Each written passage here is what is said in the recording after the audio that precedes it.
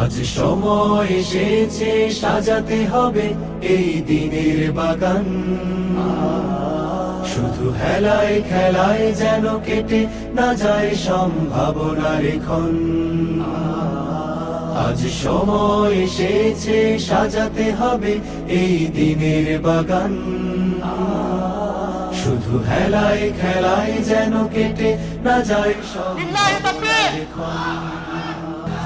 আজ সময় এসেছে সাজাতে হবে এই দিনের বাগান, শুধু খেলায় খেলায় যেন কেটে না যায় সম্ভাবনার ক্ষণ। نحمده ونصلي على رسوله الكريم أما بعد فأعوذ بالله من الشيطان الرجيم بسم الله الرحمن الرحيم لقد كان لكم في رسول الله أسوة حسنة لمن كان يرجو الله واليوم الآخر وذكر الله كثيرا صدق الله العظيم رب اشرح لي صدري ويسر لي أمري واحلل عقدة من لساني يفقه قولي মিনার চট্টগ্রাম বিশ্ববিদ্যালয়ের আয়োজনে আজকের এই সিরাত প্রোগ্রামে আপনারা যারা উপস্থিত হয়েছেন তাদের সবাইকে জানাচ্ছি আন্তরিক শুভেচ্ছা এবং মোবারকবাদ। আহলান ওয়া সাহলান ওয়া মারহাবান বিকুম ফি হাযাল লিকা আত-তাইয়িব আল মুবারাক। আমরা শুরুতে আল্লাহ রাব্বুল ইজ্জা ওয়াল জালালের দরবারে শুকরিয়া জ্ঞাপন করছি, যিনি আমাদেরকে আজকের এই চমৎকার সন্ধ্যায় চট্টগ্রাম বিশ্ববিদ্যালয়ের সমাজ বিজ্ঞান অনুষদের এই চমৎকার অডিটোরিয়ামে আল্লাহ রাসূল সাল্লাল্লাহু আলাইহি ওয়া আলিহি ওয়াসাল্লামের পবিত্র সিরাত থেকে কিছু আলোচনা শুনবার জন্য আমাদেরকে একত্রিত হওয়ার সুযোগ করে দিয়েছেন। আমরা সবাই কালিমাতুশ শুকর পড়ে নিচ্ছি আলহামদুলিল্লাহ। আজকের এই চমৎকার সিরাত প্রোগ্রামে উপস্থিত আছেন চট্টগ্রাম বিশ্ববিদ্যালয়ের সম্মানিত প্রভিসি মহোদয়, বিভিন্ন অনুষদের সম্মানিত ডিন মহোদয়, head of the departments, professors, ডিগনেটারিজ এবং আমার প্রিয় শিক্ষার্থী ভাই এবং বন্ধুরা, প্রিয় ভাইয়েরা এবং বোনেরা, আমি সবাইকে আবারও আন্তরিক শুভেচ্ছা জানিয়ে শুরু করছি। এখানে অনেক বিদগ্ধ স্কলার্স যারা বেসিকলি আমার উস্তাদ সমতুল্য স্টেজে এবং অডিয়েন্সের সারিতে বসে আছেন। আমি আলোচনা না করে স্যাররা যদি আলোচনা করতেন, সেটা যদি আমি শুনতে পারতাম, হয়তো আমি অনেক কিছু শেখার সুযোগ আমার হতো। তারপরেও স্যারদের আদেশক্রমে সামান্য কিছু কথা আমি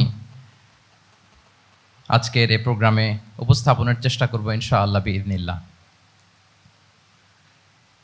যে টপিকটির উপর আজকের সিরাত প্রোগ্রামে কিছু কথা আমি উপস্থাপন করবার চেষ্টা করব সেটা হচ্ছে প্রফেটিক লিডারশিপ, অর্থাৎ নববী নেতৃত্ব। আল্লাহ রাসূল সাল্লাল্লাহু আলাইহি ওয়াসাল্লামের নেতৃত্বের ধরন কেমন ছিল, কৌশলগুলো কেমন ছিল, স্ট্র্যাটেজি কেমন ছিল, রূপরেখা কেমন ছিল, এবং সেখান থেকে লেসন নিয়ে বর্তমান নেতৃত্বকে আমরা কিভাবে আরও ডেভেলপ করতে পারি, ইমপ্রুভ করতে পারি, এ নিয়ে সামান্য কিছু কথা আজকের এই প্রোগ্রামে আমি উপস্থাপন করার চেষ্টা করব ইনশাআল্লাহ বিইذنিল্লাহ। তো মূল আলোচনাতে যাওয়ার আগে আমাদের শুরুতে নেতৃত্ব জিনিসটা কি, what is leadership, what is the essence of leadership, এই বিষয়টা ক্লিয়ার হইতে হবে। এটা ক্লিয়ার হলে আমরা পুরো আলোচনাটা খুব ভালো করে উপভোগ করতে পারবো ইনশাআল্লাহ।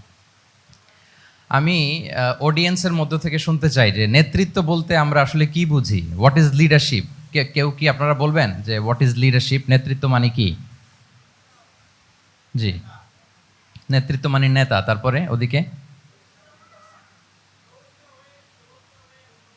Nose the way, shows the way, goes the way, যে রাস্তা চিনে, রাস্তা দেখায়, নিজে রাস্তা দিয়ে হাঁটে, সে নেতা। আর মাশাআল্লাহ, এদিকে ন্যায়ের পথে বা সঠিক পথে পরিচালনা করা। পেছনে এক হাত দেখা যায়, ওই যে এক ভাই। What is leadership to you, বলেন। আচ্ছা,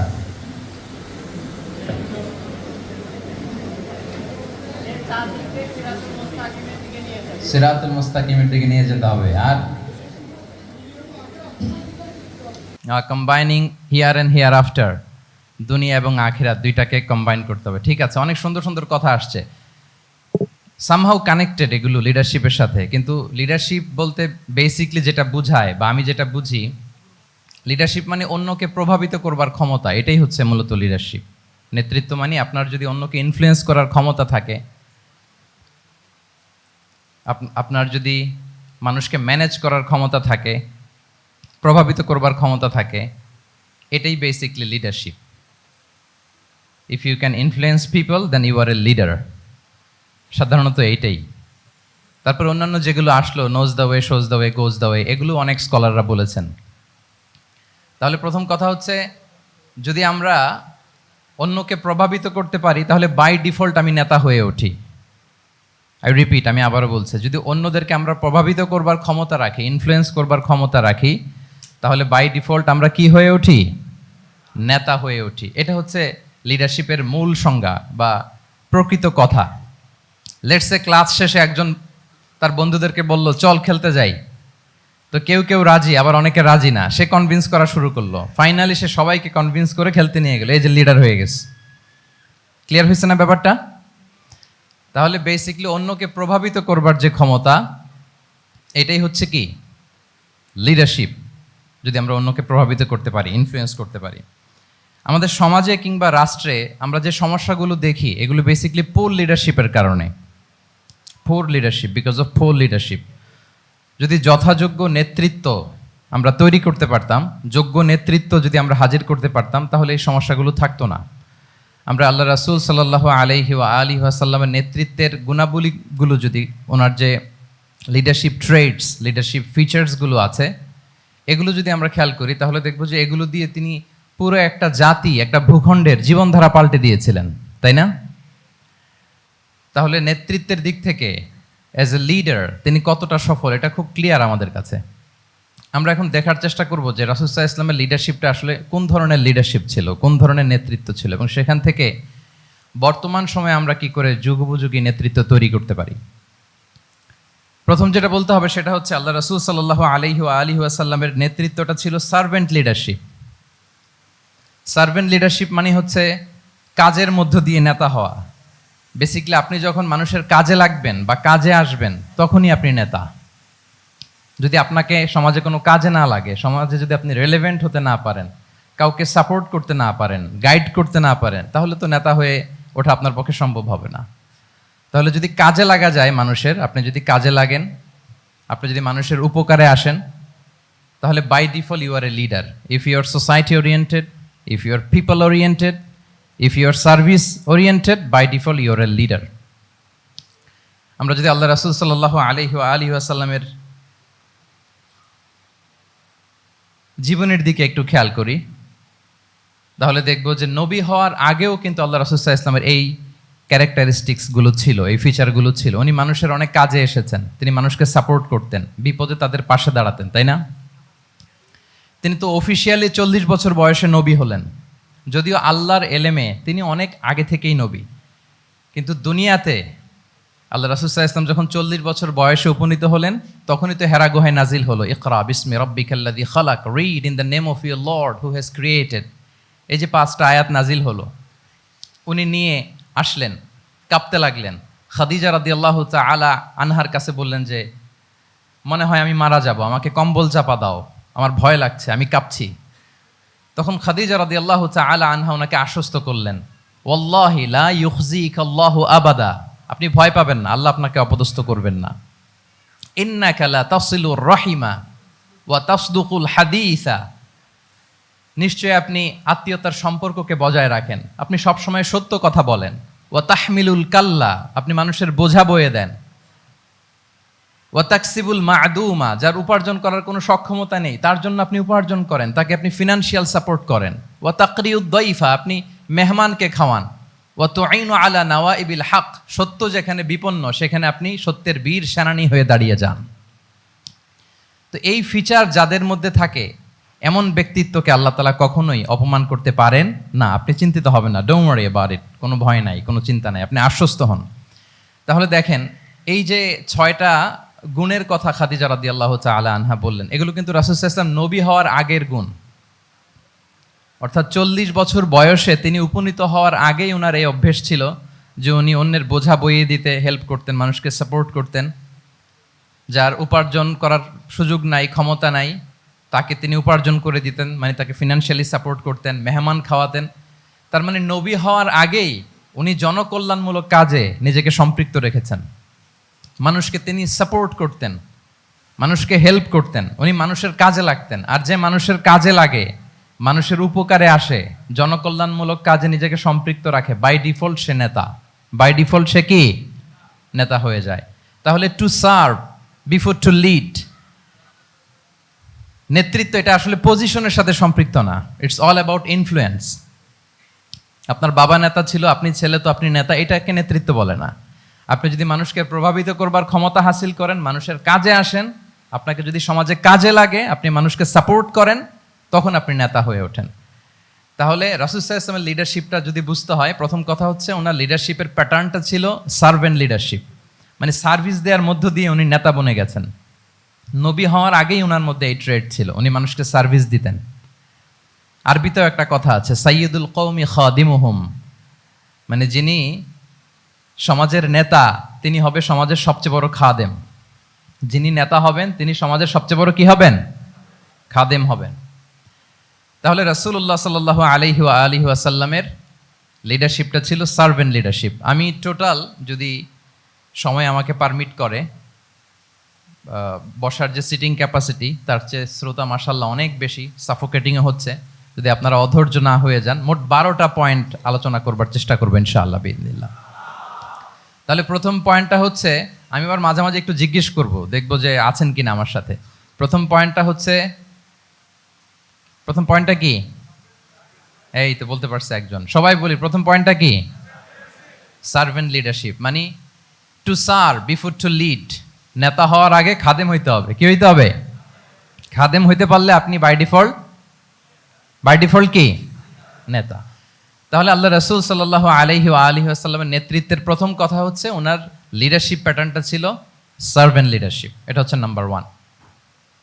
2 নাম্বার কথা হচ্ছে, নেতৃত্বের জন্য যেটা লাগে সেটা হচ্ছে কম্পিটেন্স। কিছু কম্পিটেন্স লাগে, এর মধ্যে অন্যতম কম্পিটেন্স হচ্ছে অ্যালোকুয়েন্স, বাগ্মিতা, বক্তব্যের পারঙ্গমতা, এটা লাগে। মানে যিনি নেতা হবেন তিনি কথা বলতে জানতে হবে, কথা বলতে পারতে হবে। এবার বলেন তো, আল্লাহ রাসূল সাল্লাল্লাহু আলাইহি ওয়াসাল্লামের এই কোয়ালিটিটা ছিল কি ছিল না? অসাধারণ কমিউনিকেশন স্কিল ছিল আল্লাহ রাসূল সাল্লাল্লাহু আলাইহি ওয়াসাল্লামের। এবং ওনার পাবলিক স্পিকিং এর যে কি দক্ষতা, আমরা ওনার বিভিন্ন বক্তব্যে, ওনার জুমার খুতবায়, ওনার বিভিন্ন আলোচনায়, বক্তব্যগুলো থেকে আমরা বুঝতে পারি। তাহলে নেতা হইতে হলে তার এলোকোয়েন্স লাগে, বাগ্মিতা লাগে। একজন মানুষ সর্বপ্রথম কোন জিনিসের প্রেমে পড়ে জানেন? কথার প্রেমে পড়ে। কিসের? কথার প্রেমে পড়ে। কথার ধরন, কণ্ঠস্বর, তার অ্যাটিটিউড, তার শব্দের জাদু, এটা মানুষের হৃদয়কে জয় করে ফেলে।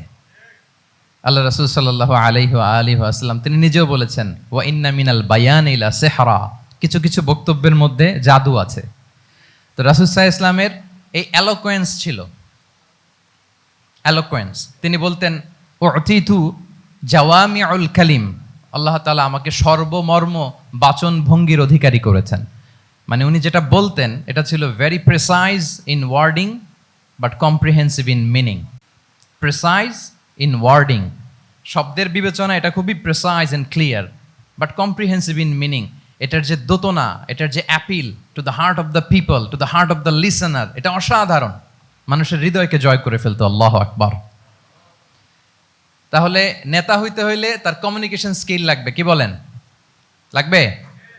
এখন নেতা আসছে, উনি বক্তব্য করতে পারতেছে না, তাহলে কি নেতা হইতে পারবে? পারবে না। তাহলে পাবলিক স্পিকিং, কমিউনিকেশন স্কিল, এটা ইটস এ মাস্ট, এটা নেতার লাগবে। যেমনটি রাসূলুল্লাহ সাল্লাল্লাহু আলাইহি ওয়া আলিহি ওয়াসাল্লামের ছিল। উনি সর্বমর্ম বাচন ভঙ্গির অধিকারী ছিলেন। বলতেন কম, কিন্তু এটার অ্যাপিল ছিল অনেক বেশি, এটার ব্যাখ্যা হয়ে যেত অনেক। রাসূল সাল্লাল্লাহু আলাইহি ওয়াসাল্লামের সবচাইতে বড় ভাষণটি ছিল বিদায় হজের ভাষণ, খুব সম্ভবত। ওই ভাষণের টেক্সটগুলোকে যদি একসাথে করা হয়, আমার মনে হয় 10 মিনিটের বেশি লাগবে না ওই টেক্সটগুলো পড়তে। তার মানে সবচাইতে বড় যে ভাষণ ওনার, ওটা কত ছিল? 10 থেকে 12 মিনিটের ভাষণ ছিল। আমরা তো ঘন্টার পর ঘন্টা বক্তব্য করি, তারপরেও তো আমরা মানুষের মনকে খুশি করতে পারি না। উনি সেই যে 1400 বছর আগে 10 মিনিটের একটা ছোট্ট ভাষণ দিলেন, গোটা বিশ্ব আজও হাবুডুবু খায় ওই ভাষণের ভেতর। ঠিক কিনা বলেন? তাহলে উতিতু জাওয়ামিউল কালিম, আমি সর্বমর্ম বাচনভঙ্গির অধিকারী। সুবহানাল্লাহ, ভেরি প্রেসাইজ এন্ড ক্লিয়ার। কতটা প্রেসাইজ এন্ড ক্লিয়ার ছিল রাসূল সাল্লাল্লাহু আলাইহি ওয়াসাল্লামের বক্তব্য? আম্মা জান আয়েশা রাদিয়াল্লাহু তাআলা আনহা বলেন, লাউ আদ্দাহুল আদ্দু লা আহসাহু। তিনি যখন বক্তব্য করতেন, কেউ যদি চাইতো যে দেখি কয়টা শব্দ বললেন বক্তব্যে, কয়টা বাক্য বললেন, চাইলে মুহূর্তে গুনে ফেলা যেত সেটা। এত প্রেসাইজ এন্ড ক্লিয়ার বক্তব্য ছিল যে তিনি কয়টা বাক্য ব্যবহার করেছেন, কয়টা শব্দ ইউজ করেছেন এই বক্তব্যে, চাইলে যে কেউ গুনে ফেলতে পারত। এবং তিনি খুবই শুদ্ধ আরবিতে কথা বলতেন, আফসাহুল লিসান ছিলেন। বিশুদ্ধ ভাষায় কথা বলতে পারা এটা অনেক জরুরি।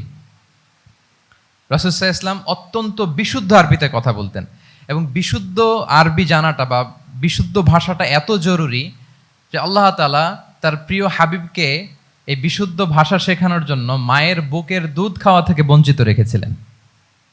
আই রিপিট, আমি আবারও বলছি, বিশুদ্ধ ভাষাটা এত জরুরি যে আল্লাহ তাআলা তার প্রিয় হাবিবকে মায়ের বুকের দুধ থেকে বঞ্চিত রেখেছেন শুধু বিশুদ্ধ ভাষার জন্য। তিনি কিন্তু মায়ের বুকের দুধ খেতে পারেন নাই। হালিমাতু সাদিয়ার সাথে সেই বনু সাদ গোত্রে চলে গিয়েছেন, সেখানে ছিলেন। হালিমাতু সাদিয়া ওনাকে দুধ খাইয়েছেন।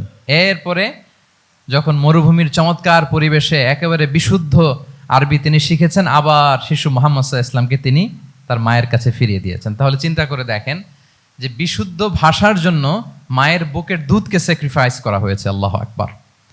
তাহলে আম্মা জান আয়েশা রাদিয়াল্লাহু তাআলা আনহা বলতেন, লাউ আদ্দাহুল আদ্দু লা আহসাহু। চাইলে যে কেউ গুনতে পারতো যে তিনি প্রিয় নবীজি কয়টা বাক্য বললেন, কয়টা শব্দ। এত প্রেসাইজ এন্ড ক্লিয়ার ছিল। অন্য বর্ণনায় এসেছে, কানা ইয়াতাকাল্লামু বিকালামিন বাইনাহু ফাসলুন। তিনি এমন ভাবে কথা বলতেন, কথার মাঝখানে মাঝখানে পজ দিতেন। কি দিতেন? পজ দিতেন, মানে একটু থামতেন যাতে করে শ্রোতারা বুঝতে পারে। ইয়াতাকাল্লামু বিকালামিন বাইনাহু ফাসলুন, বলতে বলতে মাঝে মাঝে একটা পজ দিতেন যাতে সবাই বুঝতে পারে।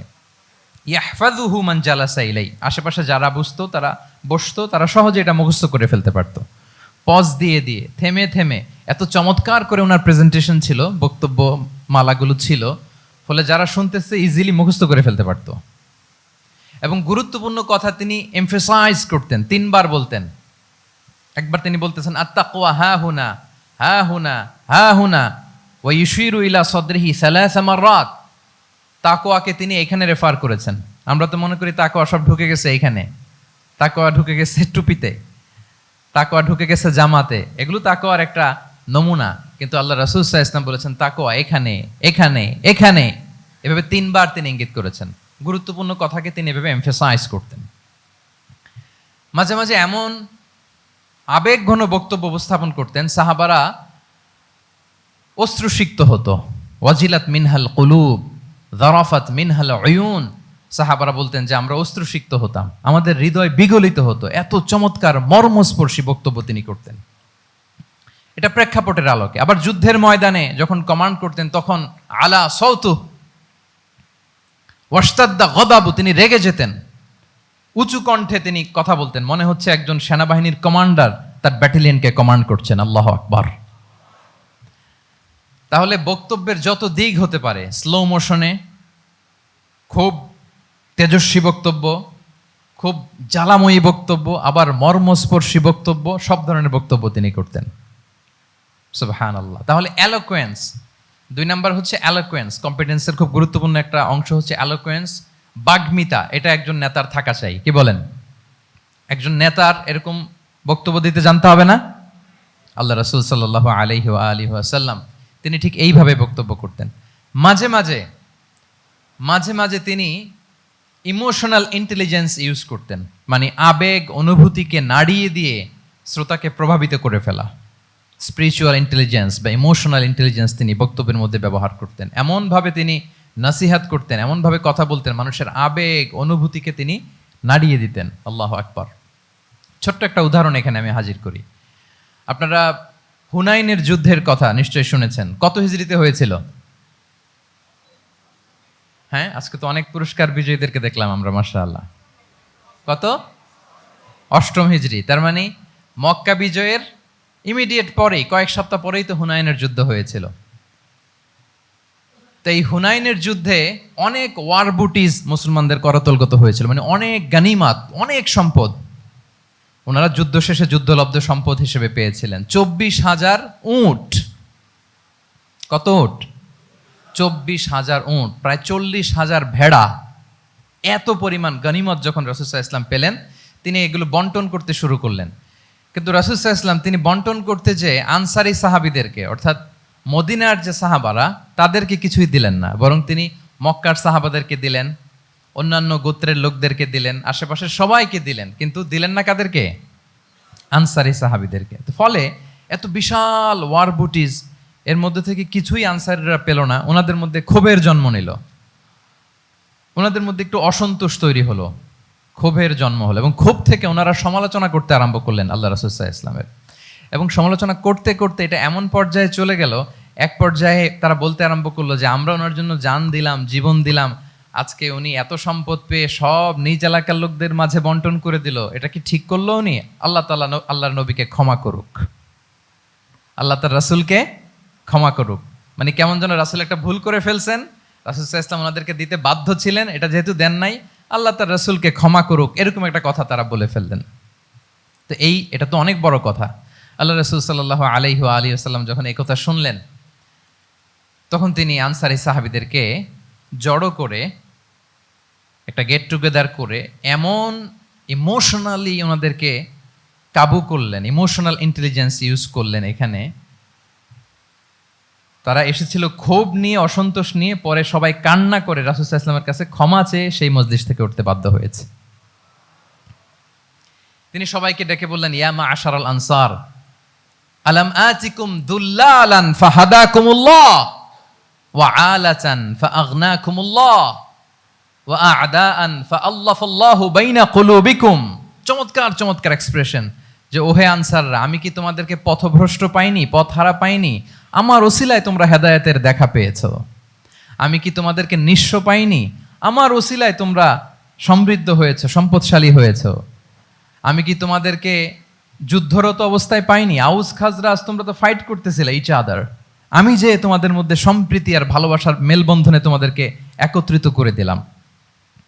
আওয়াজাতুম ফি আনফুসিকুম ফি লুআআতিম মিনাদ দুনিয়া, আর দুনিয়ার সামান্য কিছু জিনিসের কারণে তোমরা মনে কষ্ট পাচ্ছ,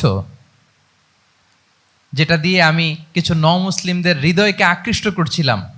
তা আল্লাফতু বিহা কওমান লিউসলিমু ওয়া ওয়াকালতুকুম ইলা ইসলামিকুম, আমি কিছু মুসলিমদেরকে এগুলো দিয়ে তাদের হৃদয়টাকে ইসলামের প্রতি আরো অ্যাট্রাক্টেড করতেছিলাম, আর তোমাদেরকে তোমাদের ইসলামের উপরই আমি ছেড়ে দিয়েছি। আমি জানি আমার আনসাররা, তাদের হৃদয়ে যে ইসলাম আছে এটাই তাদের জন্য যথেষ্ট।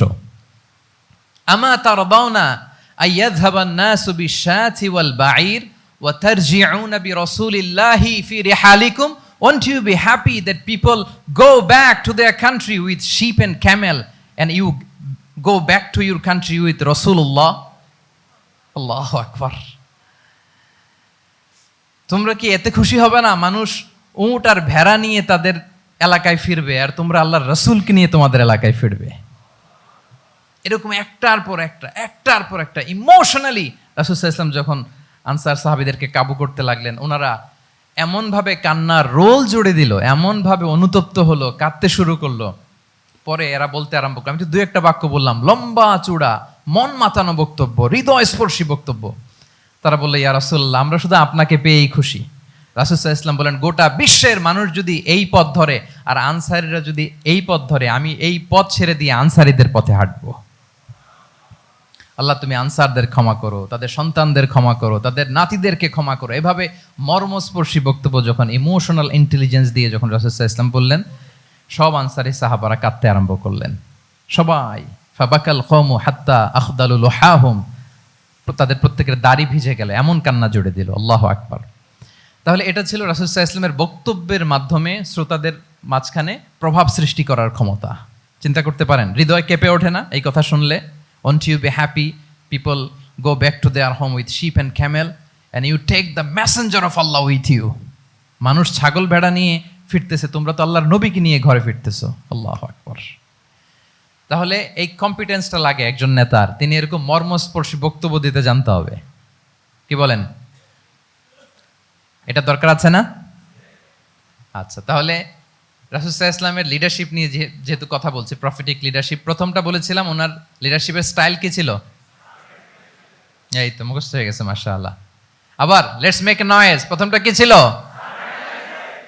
Servant leadership. 2 নম্বরে এলোকুয়েন্স, বাগ্মিতা, বক্তব্যের পারঙ্গমতা চাই একজন নেতার মধ্যে, যেটা আল্লাহ রাসূল সাল্লাল্লাহু আলাইহি ওয়াসাল্লামের ছিল। এবং সেখান থেকে আমাদের শেখার আছে, নেয়ার আছে, কিভাবে তিনি বক্তব্য করতেন, কিভাবে জটিল কথাকে সহজ করে উপস্থাপন করতেন, কিভাবে এত চমৎকার করে তিনি ক্রাউড হ্যান্ডেল করতেন। দুটো গেল। 3 নাম্বার হচ্ছে আল্লাহ রাসূল সাল্লাল্লাহু আলাইহি ওয়া আলিহি ওয়াসাল্লামের নেতৃত্বের গুণাবলীগুলো যদি আমরা লিস্ট ডাউন করি, 3 নাম্বার হচ্ছে কম্পেশন। কম্পেশন, a leader should be compassionate. 3 number হচ্ছে কম্পেশন, মানে সফট হার্টেড, দয়াদ্র হৃদয় হতে হবে। আপনি মানুষের দুঃখ যদি আপনাকে কাঁদায় তবেই আপনি নেতা। কি বলেন? মানুষের দুঃখ দেখে, কষ্ট দেখে যদি আপনার মধ্যে কান্না আসে বুক ফেটে, তবেই আপনি নেতা। তাহলে দয়াদ্র হতে হয় নেতাকে, তাকে দয়ালু হতে হয়, কম্পেশনেট হতে হয়, দয়াদ্র হৃদয়ের হতে হয়। আমরা আল্লাহ রাসূল সাল্লাল্লাহু আলাইহি ইসলামের দিকে যদি তাকাই, ওনার তো একটা উপাধিই হচ্ছে রাহমাতাল লিল আলামিন। আল্লাহ রাসূল সাল্লাল্লাহু আলাইহি ইসলামের উপাধি কি? ওমা আরসালনাকা ইল্লা রাহমাতাল লিল আলামিন, we have not sent you but as mercy for all the worlds. নবী হে, আপনাকে সবার জন্য আমি মার্সি করে পাঠিয়েছি, রাহমা করে পাঠিয়েছি। আপনি সবার জন্য রহমত, মানুষের জন্য, ম্যানকাইন্ড, জিনকাইন্ড, অ্যানিমালস, সবার জন্য আপনি রাহমা, মার্সি। তাহলে একজন মানুষ যখন নেতা হয়ে উঠতে চাইবে, নেতৃত্বের অন্যতম একটা লিডারশিপ ট্রেইট হচ্ছে কম্পেশন। অন্যের ব্যথায়, অন্যের দুঃখে তার কান্না আসতে হবে, সফট হার্টেড হইতে হবে তাকে, মাঝে মাঝে দয়াদ্র হৃদয়ের হতে হবে, তবেই সে নেতা। রাসূল সাল্লাল্লাহু আলাইহি ওয়াসাল্লাম কতটা দয়াদ্র ছিল, আল্লাহ তাআলা অন্য আয়াতে বলছেন, ফাবিমা রাহমাতিম মিনাল্লাহি লিনতা লাহুম ওয়ালাউ কুনতা ফাযযান গালিযাল কলবি লানফাদ্দু মিন হাওলিক। নবী হে, আল্লাহর অশেষ অনুগ্রহে আপনি খুব কোমল ভাষী হয়েছেন, কোমল হৃদয়ের হয়েছেন। লিনতা লাহুম, সবার জন্য আপনি সফট হার্টেড হয়েছেন আল্লাহর অনুগ্রহে। যদি আপনি সফট হার্টেড না হয়ে আপনি যদি কঠোর হৃদয়ের অধিকারী হতেন, তাহলে এখন লোকেরা যেমনি আপনাকে ঘিরে রাখে, আপনার চারিপাশে সবাই ঘিরে রাখতো না। আল্লাহু আকবার। সাহাবারা সব সময় রাসূল সাল্লাল্লাহু আলাইহি ওয়াসাল্লামের সঙ্গ পেতে চাইতো, অ্যাকম্পানি চাইতো, ঘিরে রাখতো। এমনকি অনেক সাহাবীর ঘরে ভালো না লাগলে রাসূল সাল্লাল্লাহু আলাইহি ওয়াসাল্লামের কাছে চলে আসতো। এমনকি অনেক সাহাবী বলতেন যে আমার পেটে ক্ষুধা লাগলেই আমি রাসূলের কাছে যেতাম, কারণ রাসূলের চেহারা দেখলে আমার পেটের ক্ষুধা উধাও হয়ে যেত। ফাবিমা রাহমাতিম মিনাল্লাহি লিনতা লাহুম, নবী হে, আল্লাহর অনুগ্রহে আপনি কোমল ভাষী হয়েছেন। তাহলে কোমল হৃদয়ের হওয়া, সফট হার্টেড হওয়া, দয়াদ্র চিত্তের হওয়া, এটা অন্যতম একটা লিডারশিপ ট্রেট। এত দয়াদ্র ছিলেন, আল্লাহ তাআলা বলছেন, ফালা আল্লাকা বাখিউন নাফসাকা আলা আসারিহিম ইল্লাম ইউমিনু বিহাযাল হাদীসি আসাফা।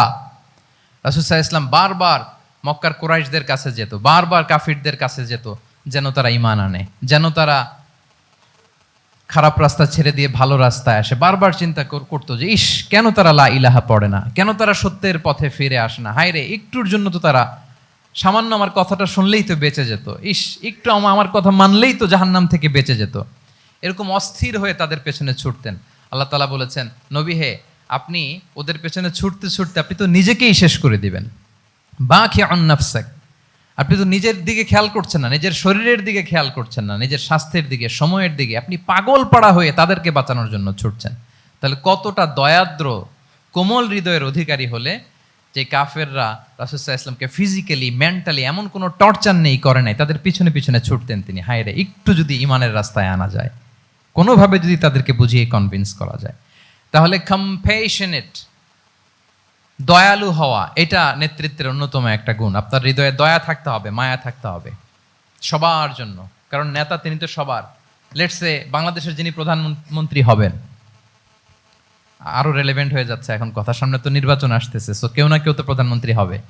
তো উনি যখন প্রধানমন্ত্রী হবে ধরেন, তো উনি কি শুধু ওনার দলের প্রধানমন্ত্রী হবেন? তাহলে উনি 18 কোটি মানুষের প্রধানমন্ত্রী হবেন, ঠিক কিনা বলেন? তাহলে সবার জন্য ওনার হৃদয়ে দয়া ভালোবাসা এটা থাকার দরকার আছে না নাই? তিনি সবার প্রতি কোমল হৃদয়ের হইতে হবে, দয়াদ্র হইতে হবে। প্রধানমন্ত্রী উনি শুধু নিজ দলের প্রধানমন্ত্রী নন, 18 কোটি মানুষের প্রধানমন্ত্রী।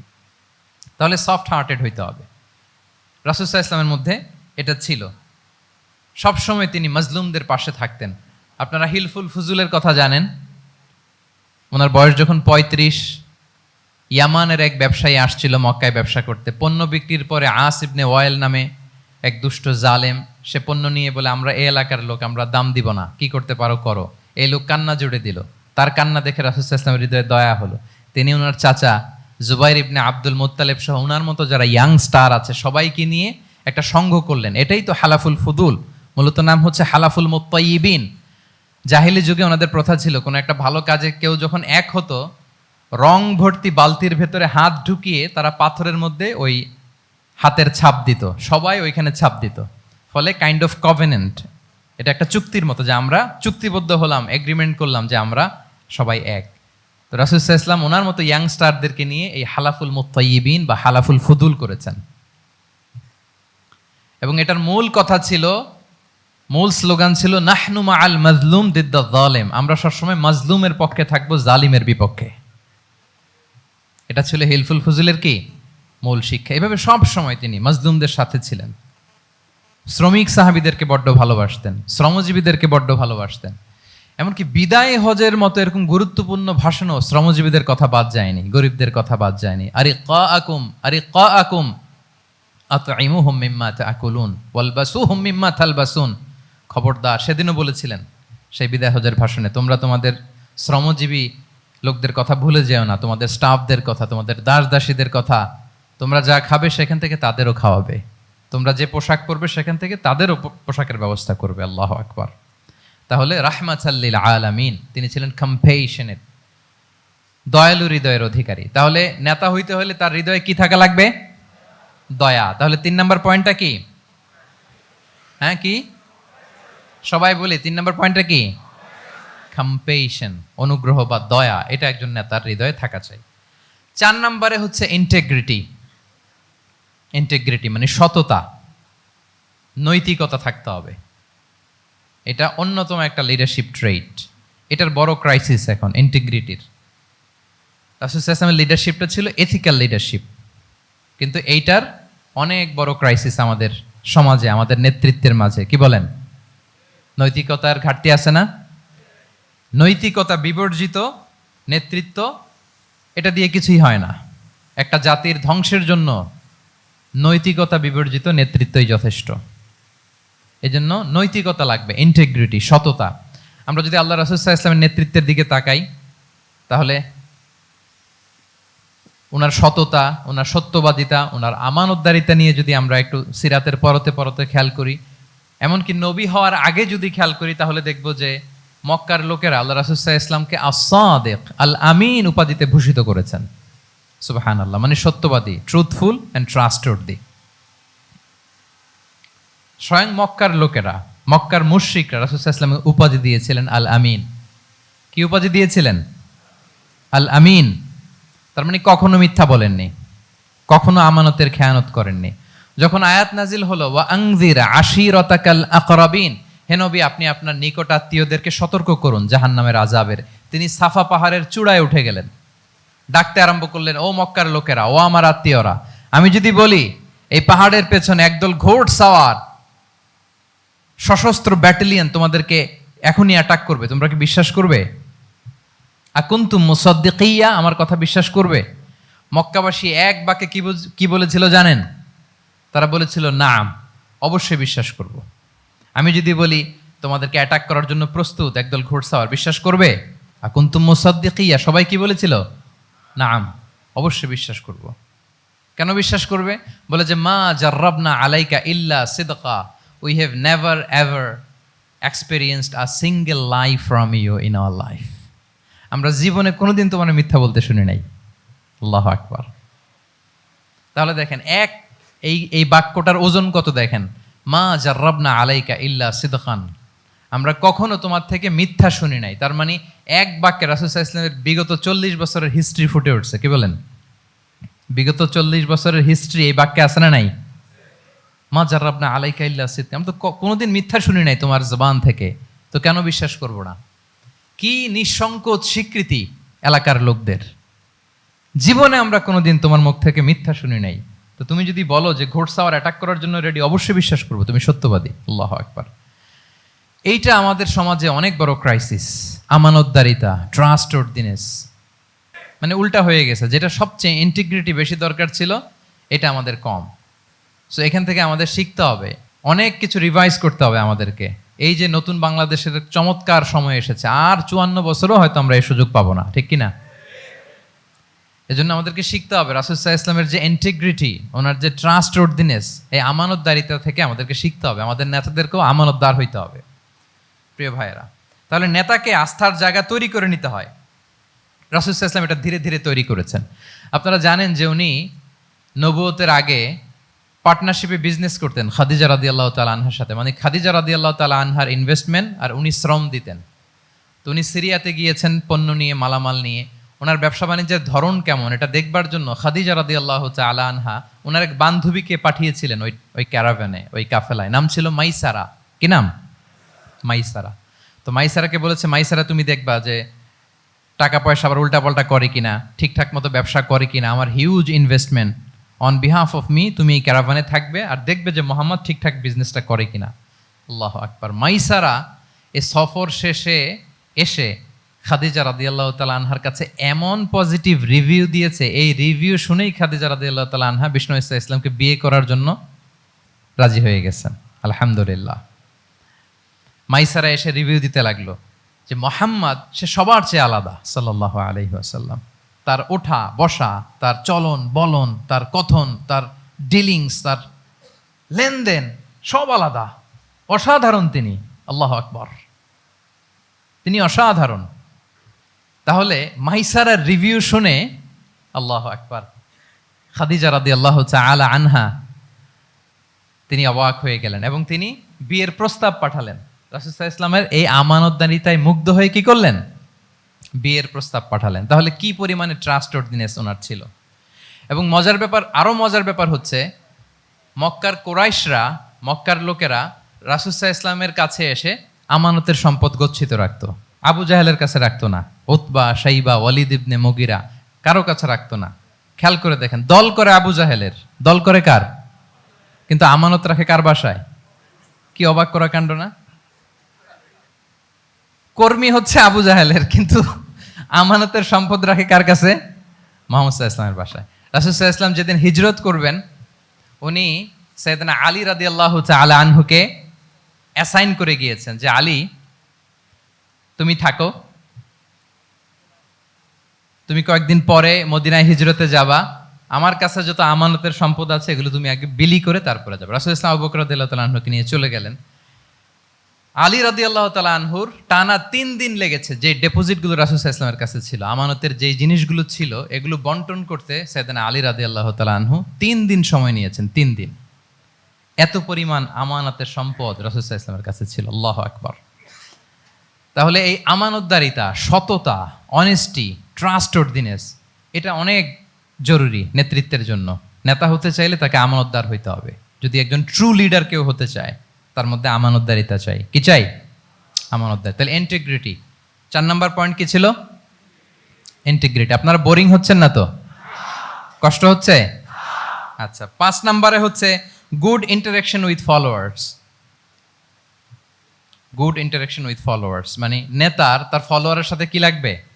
ভালো ইন্টারাকশন লাগবে, সুন্দর একটা সম্পর্ক লাগবে, ভালো বোঝাপড়া চাই। একজন ভালো নেতৃত্বের বৈশিষ্ট্য হচ্ছে নেতা তার ফলোয়ারের সাথে কি করবে? ইন্টারেক্ট করবে। এখানেই বস আর লিডারের মধ্যে পার্থক্য। বস কি করে? খালি হুকুম, অর্ডার করে শুধু। বসের কাজ হচ্ছে এই ডুজ অ্যান্ড ডোন্টস বলে দেয়, এইটা করা যাবে, ওইটা করা যাবে, মানে অর্ডার করে, ডিরেক্ট করে। কিন্তু লিডার কি করে? গাইড করে, মেন্টরিং করে, ইন্সপায়ার করে, মোটিভেট করে। So here is the difference between leader and boss. তাহলে বসই হওয়া যাবে না। নেতা হইতে চাইলে বসই হওয়া যাবে না। You have to interact with your followers. আপনার ফলোয়ারের সাথে ইন্টারাকশন লাগবে, তবেই আপনি নেতা। আমরা দেখি রাসূল সাল্লাল্লাহু আলাইহি ওয়াসাল্লামের কেমন ইন্টারাকশন ছিল। রাসূল সাল্লাল্লাহু আলাইহি ওয়াসাল্লাম যে কোনো বড় ডিসিশনে সাহাবাদের সাথে কনসালটেশন করতেন, পরামর্শ করতেন, তারপরে সিদ্ধান্ত নিতেন। ওয়াশাবিরহুম ফিল আমর, এই আয়াতের ভিত্তিতে তিনি সবার সাথে কি করে নিতেন? সাহাবাদের সাথে পরামর্শ করে নিতেন। আপনারা দ্বিতীয় হিজরির যে বদরের যুদ্ধের কথা জানেন, বদরের প্রান্তরটা মদিনা থেকে প্রায় 130 কিলো দক্ষিণ পশ্চিমে। তো ওখানে গেলেন মদিনা থেকে তিনি। যাওয়ার পরে এক জায়গায় তিনি সেনা ক্যাম্প স্থাপন করলেন। স্থাপন করার পরে হাব্বাব ইবনুল মুনজির রাদিয়াল্লাহু তাআলা আনহু তিনি জিজ্ঞেস করলেন, ইয়া রাসূলুল্লাহ, এই যে আপনি এই জায়গায় বদরের প্রান্তরে সেনা শিবির স্থাপন করলেন, সেনা ক্যাম্প স্থাপন করলেন, এটা কি আল্লাহর দেখিয়ে দেয়া কোনো জায়গা নাকি আপনার ইচ্ছায়? তিনি বললেন, আমানজিলান আনসালাকাল্লাহু লাইসা লানা আন নাতাকদ্দামাহু ওয়ালা নাতাআখারা আনহু। এটা কি একেবারে ফিক্সড আল্লাহর পক্ষ থেকে ওহী যে এখানেই সেনা শিবির স্থাপন করতে হবে, নাকি আমহুয়ার রায়ু ওয়াল হারবু ওয়াল মাকিদা, নাকি এটা যুদ্ধের কৌশল হিসেবে আপনি নিজ থেকে করেছেন? রাসূল সাল্লাল্লাহু আলাইহি ওয়াসাল্লাম বললেন, না, এটা কোনো ওহী না। আমার কাছে মনে হয়েছে, আমার যে অ্যানালিসিস, আমার মনে হয়েছে বদরের যুদ্ধে এখানেই আমাদের পজিশনিংটা হইলে ভালো হয়। হাব্বাব ইবনে মুনজির রাদিয়াল্লাহু তাআলা আনহু বলেন, না, ইদান লাইসা হাযা বিমানসিল ইয়া রাসূলুল্লাহ, তাহলে এইখানে যদি আপনার নিজ থেকে আপনি এটা ডিসাইড করেন, আমি আপনার অনুমতিক্রমে বলতে চাই ইয়া রাসূলুল্লাহ, এটা সুন্দর জায়গা হয়নি। সুন্দর জায়গা হয়নি? তাহলে কোথায়? হাব্বাব বললেন, ওইখানে, ওই যে বদরের একটা কুয়া আছে, এখানে পানির সোর্স আছে, আমরা যদি ওইখানে একটা ব্লকেট দিয়ে দাঁড়াতে পারি, তাহলে কোরাইশরা এসে আর পানি খেতে পারবে না, ওরা পানি না খেয়েই মরবে, যুদ্ধেও মরবে, পানির অভাবেও মরবে। আল্লাহু আকবার। এক মুহূর্ত দেরি করলেন না রাসূল সাল্লাল্লাহু আলাইহি ওয়াসাল্লাম। এই অপিনিয়ন পাওয়ার সাথে সাথেই বললেন, এই সেনা ক্যাম্প এখান থেকে উঠে হাব্বাব যেখানে বলেছে ওইখানে যে সেনা শিবির স্থাপন করো। এক সেকেন্ডও দেরি করেন নাই। তাহলে কোনো ইগোইস্টিক ঝামেলা ছিল না, ভেরি অ্যাকোমোডেটিভ ছিলেন রাসূল সাল্লাল্লাহু আলাইহি ওয়াসাল্লাম। আমরা অনেক সময় নতুন কোনো কথা শুনলে, কোনো রিফর্ম শুনলে, শ্রোতাদের মধ্যে থেকে কিছু একটা শুনলে আটকে উঠি, চেঞ্জ করতে চাই না, রিজিড হয়ে থাকে। এই রিজিডিটি রাসূল সাল্লাল্লাহু আলাইহি ওয়াসাল্লামের মধ্যে ছিল না, ভেরি অ্যাকোমোডেটিভ ছিলেন, ইজিলি ওপেন আপ করতে পারতেন। মুহূর্তেই বলেন, ঠিক আছে, আমি যেখানে করেছি আসলে ঠিক হয় না, হাব্বাব যেখানে বলেছে সবাই ওখানে যে সেনা ক্যাম্প স্থাপন করো। আল্লাহু আকবার। উনি চাইলে বলতে পারতেন, এই হাব্বাব, তুমি কি আমার চেয়ে বেশি বুঝো? আমি তো নবী, তুমি আমার উম্মাহ, আমার কাছে ওহী আসে। কোনো ধরনের আর্গুমেন্টে না যে সরাসরি রাসূল সাল্লাল্লাহু আলাইহি ওয়াসাল্লাম এটাকে মেনে নিলেন। আল্লাহু আকবার। তাহলে এই যে ইন্টারাকশন দেখেন, কত চমৎকার ইন্টারাকশন ছিল সাহাবীদের সাথে রাসূলুল্লাহ সাল্লাল্লাহু আলাইহি ওয়া আলিহি ওয়াসাল্লামের। তাহলে good interaction with your followers, এটা জরুরি। আমরা যদি খন্দকের ঘটনা দেখি, খন্দকের যে পরীক্ষা খনন করা হয়েছিল, এটা কিন্তু কোনো মদিনার বা মক্কার কোনো আরাবিয়ান সাহাবাদের কাছ থেকে এই পরামর্শ আসেনি। এসেছে কার কাছ থেকে? সালমান আল ফারিসি। বাড়ি কই? সেই ইরান, ইয়ামান না, ইরানে। উনি হি ওয়াজ পার্সিয়ান, উনি ইরান থেকে আসছে। ফারিসি, সালমান আল ফারিসি, পারস্য থেকে আসা। ওনার কথা অনুযায়ী তিনি বলেছেন সালমানু মিন্না আহলাল বাইত, ওনাকে আহলে বাইতের স্ট্যাটাস তিনি দিয়েছেন। আল্লাহু আকবার। তাহলে ইজিলি তিনি সাহাবীদের কাছ থেকে চমৎকার অপিনিয়ন আসলে সেটাকে পিক করতেন এবং তাদের সাথে চমৎকার ইন্টারাকশন ছিল। সাহাবীদের সাথে, ফলোয়ারদের সাথে ওনার কতটা গভীর ইন্টারাকশন ছিল, ছোট্ট একটা হাদিস বলে, হাদিসটা সহিহ মুসনাদে আহমদ ইবনে হাম্বালে এসছে, আমি এই পয়েন্টটা শেষ করছি। রাসূল সাল্লাল্লাহু আলাইহি ওয়াসাল্লামের যুগে এক সাহাবী ছিল, তার নাম ছিল জাহির ইবনে হারাম আল আশজাঈ। জাহির, সাহাবীর নাম কি? সবাই বলুন, কি নাম? জাহির রাদিয়াল্লাহু তাআলা আনহু। উনি মদিনায় থাকতেন না, উনি মরুপল্লীতে থাকতেন, মানে বেদুইন ছিলেন আর কি। মদিনা তো শহর, সিটি, উনি সিটিতে থাকতেন না, উনি থাকতেন মরুপল্লীতে। ওখানে তিনি অর্গানিক ফলমূল, শাকসবজি চাষ করতেন। রাসূল সাল্লাল্লাহু আলাইহি ওয়াসাল্লাম ওনার এই অর্গানিক ফলমূল আর শাকসবজি খুব পছন্দ করতেন। ফলে উনি প্রায় সেই মরুপল্লী থেকে রাসূল সাল্লাল্লাহু আলাইহি ওয়াসাল্লামের জন্য অর্গানিক ফ্রেশ ফ্রুট আর শাকসবজি মদিনায় নিয়ে আসতেন এবং এগুলো ফ্রিতে দিতেন রাসূল সাল্লাল্লাহু আলাইহি ওয়াসাল্লামকে অ্যাজ এ গিফট। উপহার হিসেবে রাসূল সাল্লাল্লাহু আলাইহি ওয়াসাল্লামকে মরুপল্লী থেকে চাষ করে আনা ফলমূল, শাকসবজি দিতেন। আর কিছু শাকসবজি, ফলমূল তিনি মদিনার বাজারে বিক্রি করতেন। তো একবার তিনি এসে রাসূল সাল্লাল্লাহু আলাইহি ওয়াসাল্লামকে অর্গানিক এই ফ্রুটগুলো দিয়ে বাকিগুলো মদিনার বাজারে বিক্রি করতেছেন। রাসূলুল্লাহ সাল্লাল্লাহু আলাইহি আলিহি ওয়াসাল্লাম বাজার ভ্রমণে গেলেন, যে দেখে ওই তো জাহের, উনি আবার কানা রজুলান দামিমান, একটু কুৎসিত দেখতে, একটু খাটো কুৎসিত শ্যামবর্ণের ছিলেন। তো ওনাকে দেখেই রাসূল সাল্লাল্লাহু আলাইহি ওয়াসাল্লাম পিছন থেকে এরকম ঝাপটে ধরলেন, পিছন থেকে হাগ করলেন আর কি।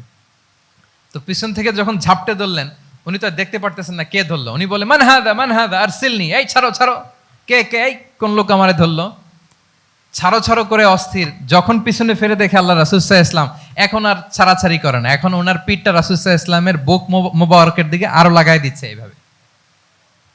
সুবহানাল্লাহ।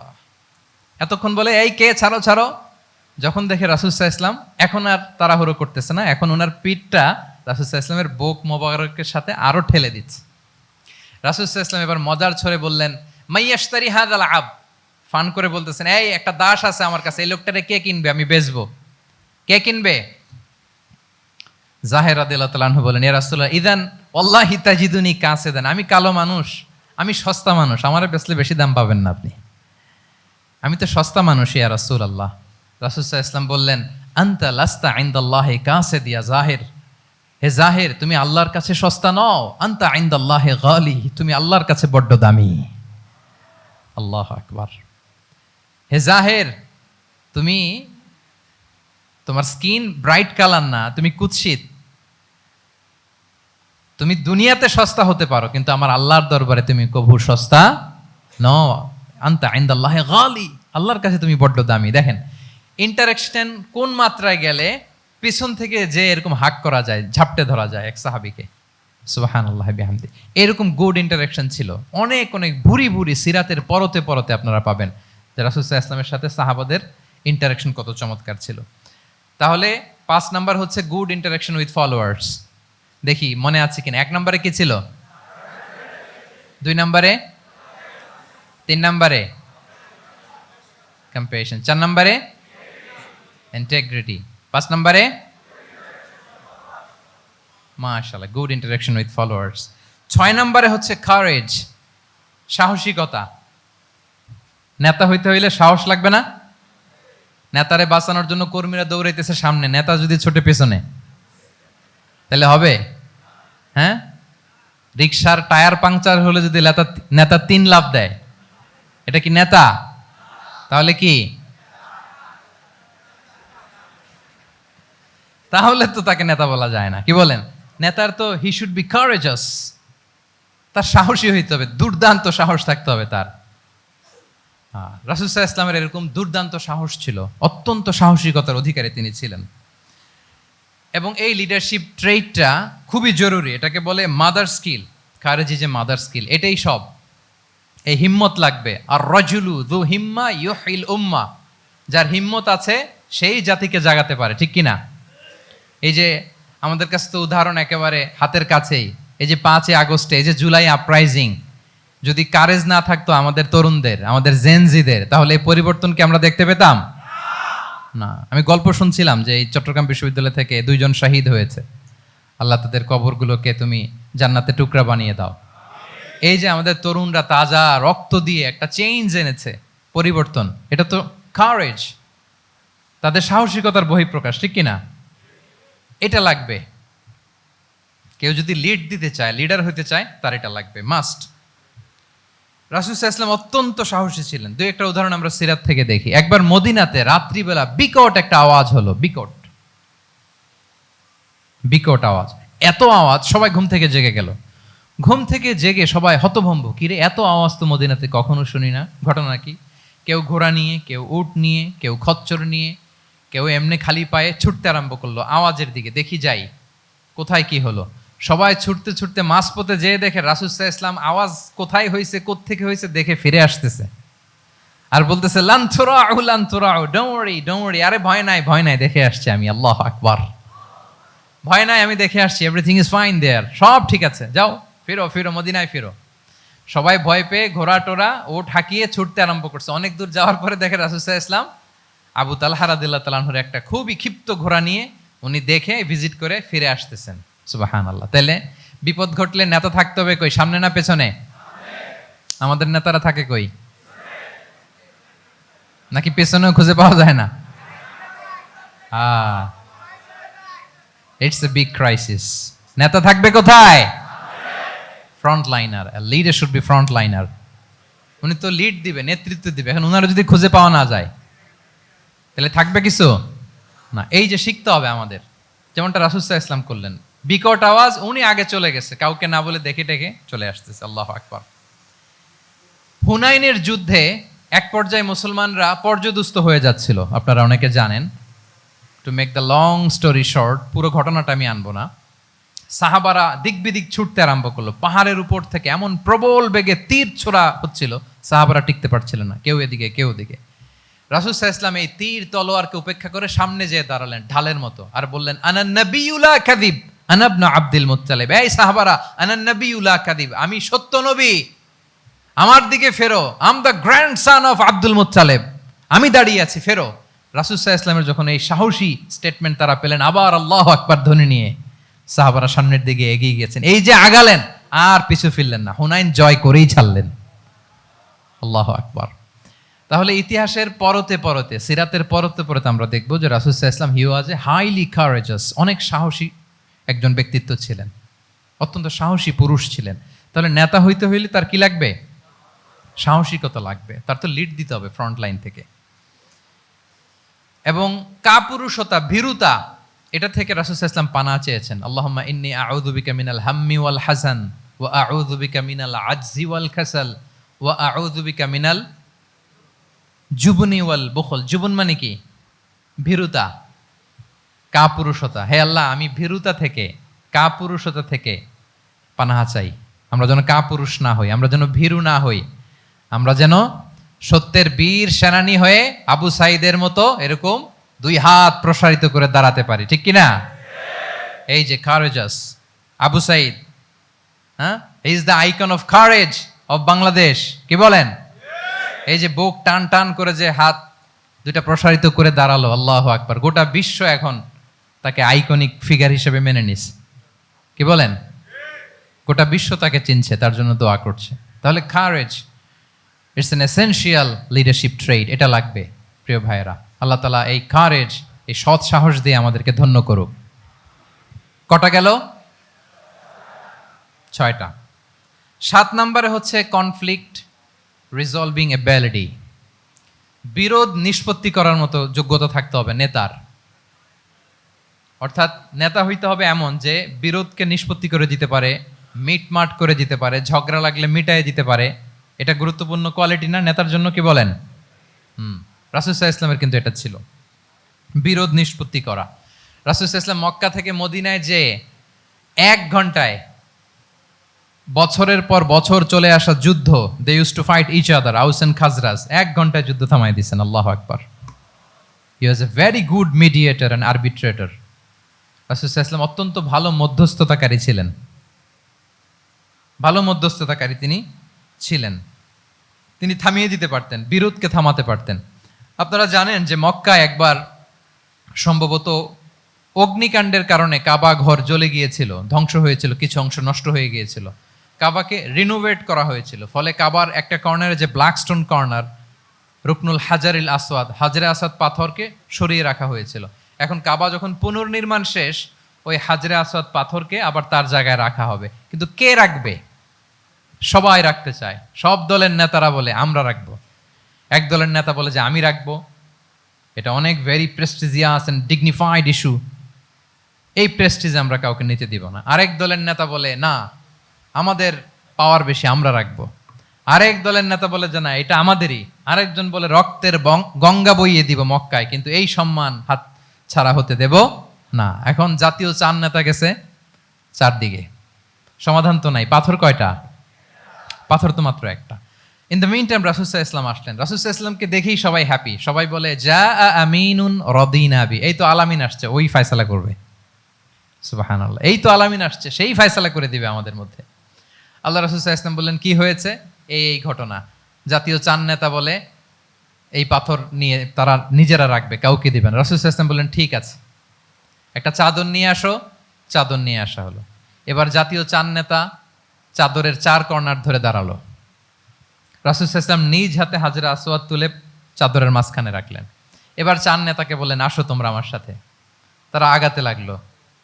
কাবা ঘরের সামনে যখন আসলো, রাসূল সাল্লাল্লাহু আলাইহি ওয়াসাল্লাম নিজ হাতে, ওনার বরকতময় হাতে আবার হাজরে আসওয়াদ ধরে ঠিক জায়গা মতো রেখে দিলেন। এতক্ষণ কিন্তু 4 নেতা কি বলছে? কাউরে ধরতে দিব না, কাউকে। কিন্তু এখন চাদরের কোনা ধরেই চাদরের কোনা ধরেই কি happy. This is called conflict resolving ability.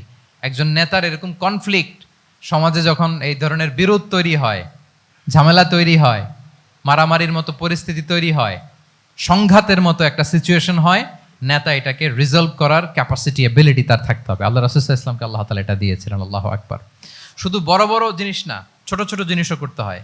Let's say নিজ দলের নেতাকর্মীদের মধ্যে মারামারি, নিজ দেশের ভেতরে মারামারি, দেশের সাথে প্রতিবেশী দেশের বিরোধ, রিজিওনাল সুপার পাওয়ার হলে আশেপাশের অনেকগুলো দেশের মধ্যে বিরোধ, আপনাকে নেতা হয়ে এগুলো মিটমাট করে দিতে হবে। সুপার পাওয়ার যদি হয়ে যান, গোটা বিশ্বের যেখানে ঝামেলা লাগে, দেখেন না বড় বড় মোড়লরা কি করে, ওই কাতারে বসে বসে ওই আফগানিস্তান, তারপর ওই ইসরায়েল, কাতার মিলাই দিচ্ছে, দেখেন না এগুলো নিউজে আপনারা। This is called conflict resolving ability. কনফ্লিক্টকে রিজলভ করতে জানতে হয়।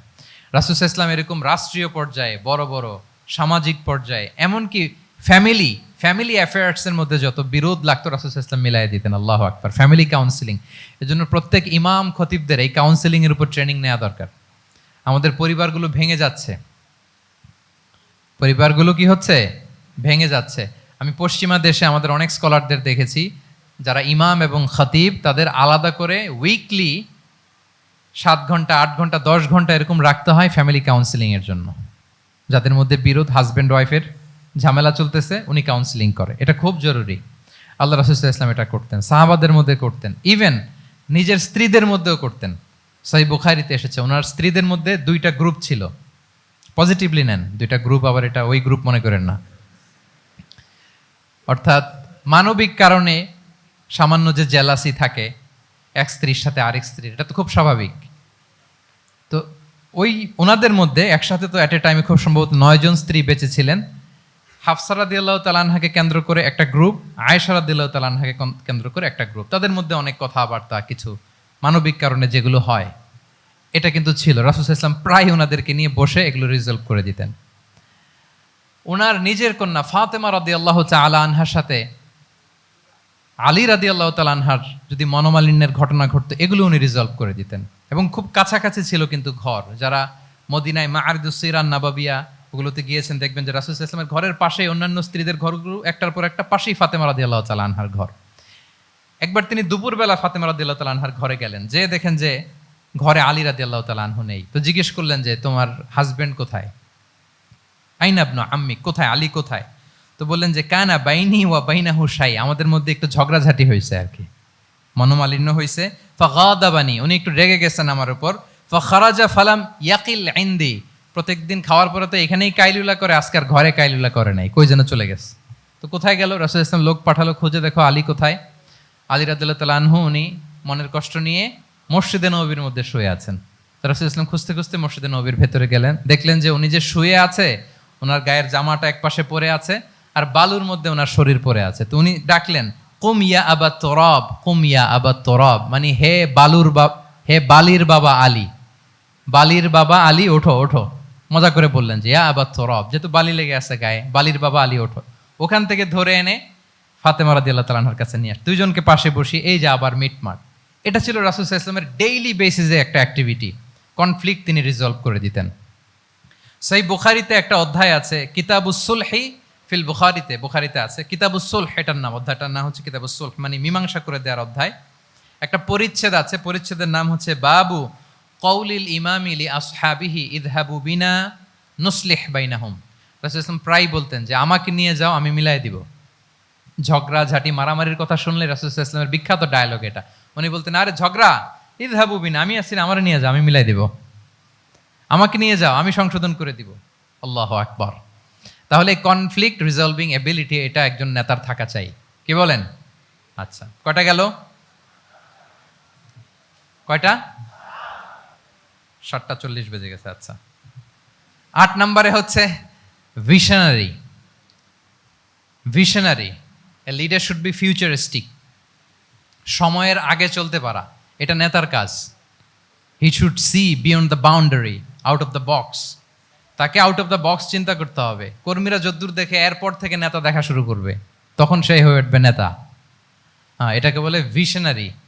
এই ট্রেডটা একটা লিডারশিপ ট্রেড, খুব গুরুত্বপূর্ণ লিডারশিপ ট্রেড, মানে ফারসাইটেডনেস থাকা, দূরদর্শিতা থাকা। ফিউচারিস্টিক অ্যাটিটিউডের হওয়া, সময়ের আগে চলতে পারা, মানে আগ থেকে আন্দাজ করতে পারা। রাসূল সাল্লাল্লাহু আলাইহি ওয়াসাল্লামের মধ্যে এটা ছিল। কেমন ছিল? ওনার দুই একটা উক্তি আমি কয়েকটা হাদিস শেয়ার করি। তিনি বলতেন, ইন্নাল্লাহা জাওয়ালি আল আরদা ফারাআইতু মাশআরিকাহা ওয়া মাগারিবাহা ওয়া ইন্না মুলকা উম্মতি সায়াবলুগু মুলকুহা মা জুবিয়ালি মিনহা। আল্লাহ তাআলা এই পৃথিবীটাকে ফোল্ড করে ছোট রেপ্লিকা বানিয়ে আমার সামনে তুলে ধরেছেন। ফারাআইতু মাশারিকাহা ওয়া মাগারিবাহা, আমি পৃথিবীর প্রাচ্য পাশ্চাত্য সবটুকুন দেখেছি। আর আমি যদ্দূর দেখেছি ঠিক তদ্দূর জায়গায় আল্লাহ তাআলা লা ইলাহার বাণী পৌঁছে দিবে। যদ্দূর দেখেছি, ঠিক যদ্দূর দেখেছি তদ্দূর পৌঁছে যাবে ইসলামের সুমহান বাণী। আজকে পৌঁছে গেছে না পৃথিবীতে? পৃথিবীতে এমন কোনো জায়গা আছে যেখানে লা ইলাহার ধ্বনি উচ্চারিত হয় না? এমন কোনো জায়গা নেই। তার মানে ফিউচারিস্টিক, সে 1400 বছর আগের কথা, যে পৃথিবীর আনাচে কানাচে কোথাও বাকি থাকবে না, সব জায়গায় ইসলাম পৌঁছে যাবে।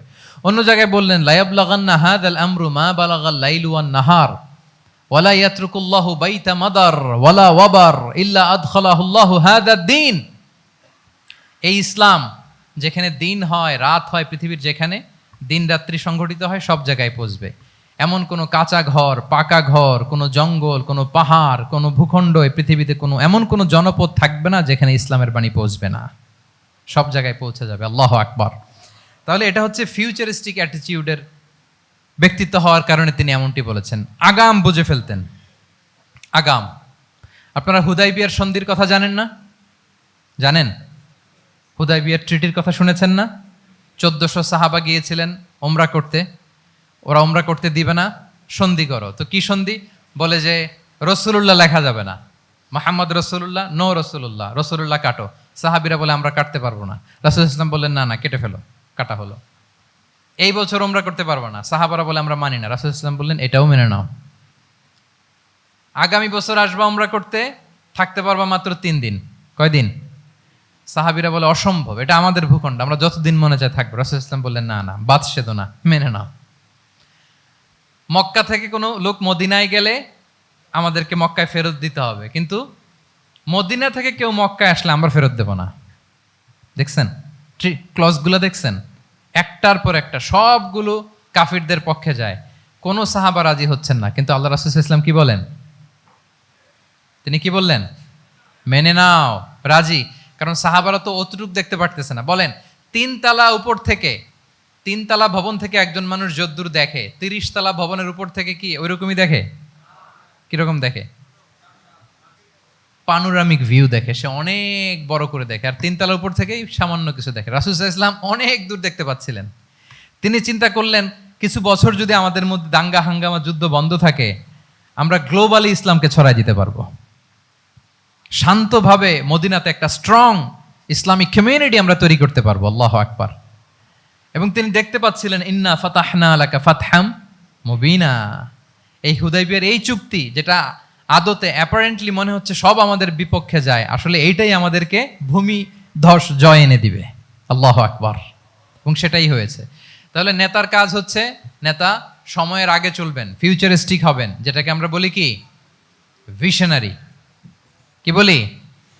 তাহলে 8 নম্বর পয়েন্টটা কি ছিল? ভিশনারি। 9 নাম্বার হচ্ছে রেজিলিয়েন্স। এটা একটা চমৎকার লিডারশিপ ট্রেট। রেজিলিয়েন্স মানে সংকট কাটিয়ে ঘুরে দাঁড়াবার সামর্থ্য, মানে যাকে কেউ থামাতে পারে না। আনস্টপেবল। আনস্টপেবল, কোনো কিছু তাকে থামাতে পারে না। লেগে থাকার মানসিকতা, টিকে থাকার মানসিকতা, সহজে হার না মানা, আবার ঘুরে দাঁড়ানো, এটার বলে রেজিলিয়েন্স। এই ক্যাপাসিটি, এই কোয়ালিটি রাসূল সাল্লাল্লাহু আলাইহি ওয়াসাল্লামের মধ্যে ছিল। হি ওয়াজ আনস্টপেবল, হ্যাভিং আনবিলিভেবল সাবর। কোনো কিছু রাসূল সাল্লাল্লাহু আলাইহি ওয়াসাল্লামকে থামাতে পারে নাই। পেরেছে? বলেন, পেরেছে কেউ থামাতে? ছোটবেলা থেকে স্ট্রাগল করে, একটার পর একটা স্ট্রাগল ফেস করে বড় হয়েছেন। জন্মের আগেই তো ওনার পিতাকে আল্লাহ তাআলা উঠিয়ে নিলেন। তার মানে বাবাকে নিজ চোখে এই দুনিয়াতে আমাদের প্রিয় নবীজি দেখে যান নাই। আল্লাহ রাসূল সাল্লাল্লাহু আলাইহি ওয়াসাল্লাম ওনার বাবাকে, পিতাকে দেখছেন? দেখেন নাই। ওনাদের আমেনা এবং আব্দুল্লাহ, ওনাদের সংসার ছিল মাত্র সপ্তাহখানেক, 1 সপ্তাহ সংসার। কয়দিনের সংসার? কয়দিনের? 7 দিনের। এই সপ্তাহখানেকের সংসারেই আল্লাহ তাআলা রাসূল সাল্লাল্লাহু আলাইহি ওয়াসাল্লামকে ওনার মায়ের পেটে পাঠিয়েছেন। আব্দুল্লাহ চলে গেলেন ব্যবসায়, ফিরে আসার পথে ওখানেই মারা গেলেন, ইয়াসরিবে। তার মানে জন্মের আগেই বাবাকে হারালেন। ইয়াতিম হয়ে দুনিয়াতে আসলেন, এরপরে মাকে হারালেন, এরপরে দাদাকে হারালেন, এরপরে চাচাকে হারালেন। Physically, mentally, torture, emotionally traumatise করার যত ধরন আছে কাফিররা করেছে, কোনো কিছু রাসূল সাল্লাল্লাহু আলাইহি ওয়াসাল্লামকে থামাতে পেরেছে? বলেন, থামাতে পেরেছে? ওনার লাইফ থ্রেট ছিল। হিজরতের রাতে তো আল্লাহ তাআলা বললেন আজই যেতে হবে, না হলে হত্যার ষড়যন্ত্র হচ্ছে, ব্ল্যাক ম্যাজিক করা হয়েছে। রাসূল সাল্লাল্লাহু আলাইহি ওয়াসাল্লাম খাসির মাংস, খাসির যে বাজুর মাংস, এটা পছন্দ করতেন। খাইবারে এক ইহুদি নারী এই খাসির মাংসের মধ্যে বিষ মিশিয়ে পয়জন দিয়ে রাসূল সাল্লাল্লাহু আলাইহি ওয়াসাল্লামকে খাইয়েছিল হত্যার জন্য, একটার পর একটা। বলেন, রাসূল সাল্লাল্লাহু আলাইহি ওয়াসাল্লামের মিশন থেকে এক চুল পরিমাণ ওনাকে পেছনে নেওয়া গিয়েছে? He was unstoppable. This is called resilience. একজন নেতার মধ্যে এই রেজিলিয়েন্ট মানসিকতা থাকতে হবে যে আমাকে কেউ থামাইতে পারবে না, আমরা আমাদের মঞ্জিলে মকসুদে যাবই। হ্যাঁ, আমরা যাবই, আমাদেরকে কেউ থামাতে পারবে না, এই মেন্টালিটির হইতে হবে। এটা হচ্ছে একটা লিডারশিপ ট্রেট, রেজিলিয়েন্ট। 10 নম্বরে হচ্ছে স্ট্র্যাটেজিক লিডারশিপ। নেতার কৌশলী হতে হয়। তার যেই লক্ষ্য, মিশন, ভিশন, এটা সে সুকৌশলে আদায় করে নেবে। নেতাদের কি হইতে হয়? কৌশলী। এটাকে বলে স্ট্র্যাটেজিক লিডারশিপ। এটা রাসূল সাল্লাল্লাহু আলাইহি ওয়াসাল্লামের ছিল। শুধু স্ট্র্যাটেজি নিয়ে, রাসূল সাল্লাল্লাহু আলাইহি ওয়াসাল্লামের স্ট্র্যাটেজি নিয়ে সুদীর্ঘ আলোচনা হতে পারে। আমি দুই একটা স্ট্র্যাটেজির কথা বলি, দুই একটা ওয়ার স্ট্র্যাটেজি। যুদ্ধের ময়দানে উনি কি স্ট্র্যাটেজি অবলম্বন করতেন দেখেন। উনি যুদ্ধের ডিস্ট্রাকশনকে, ক্যাজুয়ালিটি মিনিমাইজ করবার জন্য ওনার নির্দেশনা থাকতো, খবরদার কোনো নারীর গায়ে হাত তুলো না যুদ্ধের ময়দানে, শিশুর গায়ে হাত তুলো না, কোনো পাদ্রীর গায়ে হাত তুলো না, উপাসনারত যে সন্ন্যাসীরা আছে তাদের গায়ে হাত তুলো না, ওই এলাকার গবাদি পশুগুলোকে মেরো না, গাছপালা ধ্বংস করো না, যারা তোমাদের বিরুদ্ধে তলোয়ার ধরেনি তাদেরকে অ্যাটাক করো না। আল্লাহু আকবার, হোয়াট এ স্ট্র্যাটেজি! এবং যুদ্ধ চলাকালীন সময়ে সব সৈনিককে উনি এক জায়গায় মোতায়েন করতেন না। সব সৈনিককে এক জায়গায় মোতায়েন করতেন না, 5 ভাগে ভাগ করে নিতেন। ডান পাশে মাইমানা, বাম পাশে মাইসারা, সামনে হচ্ছে মুকাদ্দিমাতুল জাইশ, মাঝখানে কালব, পেছনে খালফ। এইভাবে 5টা ব্যাটালিয়নে ভাগ করে তারপরে তিনি যুদ্ধ পরিচালনা করতেন। What a war strategy! বদরের যুদ্ধে যখন পৌঁছলেন, মক্কা থেকে মদিনা থেকে 130 কিলোমিটার দূরে, দূরে আফসা দেখা যায়, মরিচিকার মধ্যে দেখা যায় ওই যে মুশরিকরা ওখানে আসছে, কিন্তু তারা কতজন এটা তো বোঝা যায় না। তো কিছু ছেলে এই মরুভূমিতে থাকে, ওদেরকে পানি সরবরাহ করে। এদেরকে রাসূল সাল্লাল্লাহু আলাইহি ওয়াসাল্লাম জিজ্ঞেস করলেন যে কুরাইশরা যে আসছে তারা সংখ্যায় কত? এটা না জানলে তো উনি ওনার ওয়ার স্ট্র্যাটেজি ঠিক করতে পারবেন না, যুদ্ধের কৌশল। তো এরা বলে নাহনু লা নাদরি, আমরা জানি না কত। এখন এটা কিভাবে তিনি বের করবেন? সংখ্যায় তারা কত এটা তো আমাকে ফাইন্ড আউট করতে হবে। রাসূল সাল্লাল্লাহু আলাইহি ওয়াসাল্লাম বলেন যে ওরা কি খায়? বলে যে প্রতিদিন ওট জবাই করে খায়। তো রাসূল সাল্লাল্লাহু আলাইহি ওয়াসাল্লাম বলেন যে প্রতিদিন কয়টা ওট লাগে? বলে যে ইয়াউমান তিসআন ও ইয়াউমান আশরান। 2 দিন হয়েছে আসছে, তো প্রথম দিন দেখলাম 9টা জবাই করছে, আজকে দেখছি 10টা জবাই করছে। রাসূল সাল্লাল্লাহু আলাইহি ওয়াসাল্লাম বললেন ইদান আল কওমু মা বাইনা আত-তিসআমিয়া ওয়াল আলফ। তাহলে ওরা 900 থেকে 1000 এর মধ্যে। সুবহানাল্লাহ। এবার বলেন, বদরের যুদ্ধে কুরাইশদের সংখ্যা ছিল কত? আল্লাহু আকবার, হোয়াট এ ওয়ার স্ট্র্যাটেজি! নমুনা দেখে বুঝে ফেলছেন কতজন তারা। এইভাবে রাসূল সাল্লাল্লাহু আলাইহি ওয়াসাল্লাম ওনার স্ট্র্যাটেজি নির্ধারণ করতেন। লোকেশন শেয়ার করতেন না। সুবহানাল্লাহ। কোথায় যাবেন বলতেন না, চলো চলো বলে ছুটতেছেন। কোথায় যাবেন উনি জানেন। অ্যাটাক করবেন এই দিকে, ডান দিকে। অ্যাটাক করবেন কোন দিকে? কিন্তু মদিনা থেকে বের হতেন বাম দিক দিয়ে। অ্যাটাক করবেন উত্তরে, মদিনা থেকে বের হতেন কোন দিক দিয়ে? দক্ষিণ দিক দিয়ে। যে রাতে হিজরত করবেন, মদিনা উত্তর দিকে, উনি দক্ষিণ দিকে চলে গেছেন। গারে সাউরে 3 দিন থেকে আগে, ওরা যাতে বুঝতে না পারে। সুবহানাল্লাহ। এটা ছিল রাসূল সাল্লাল্লাহু আলাইহি ওয়াসাল্লামের ওয়ার স্ট্র্যাটেজি। এবং সবাই যেই পথে মক্কা থেকে মদিনা যায়, উনি কিন্তু ওই পথে যাননি। ক্যারাভেনগুলো, কাফেলাগুলো যেই পথে মক্কা থেকে মদিনা, ইউজুয়াল রুট যেটা, যাননি। সাওয়াহেলি পথে, সাগরের পাশ দিয়ে স্পেশাল একজন গাইড ভাড়া করে তিনি গিয়েছেন। আল্লাহু আকবার। This is called strategy. তাহলে স্ট্র্যাটেজিক লিডারশিপ লাগবে। একজন নেতার স্ট্র্যাটেজিক প্ল্যানিং ঠিক করা লাগবে। এটা তাকে সামনের দিকে আগাতে অনেক সহায়তা করবে।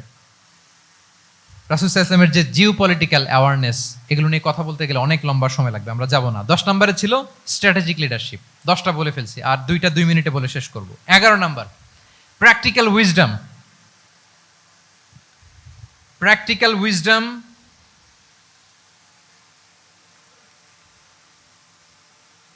এটা হচ্ছে 11 নম্বর পয়েন্ট।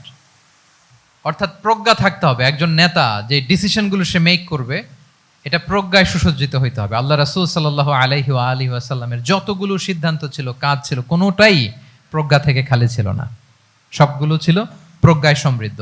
ভুরি ভুরি উদাহরণ হাজির করা যেতে পারে। আমি 2টা উদাহরণ দেই, মাক্কি জীবনের একটা উদাহরণ দেই, মাক্কান এরার একটা উদাহরণ।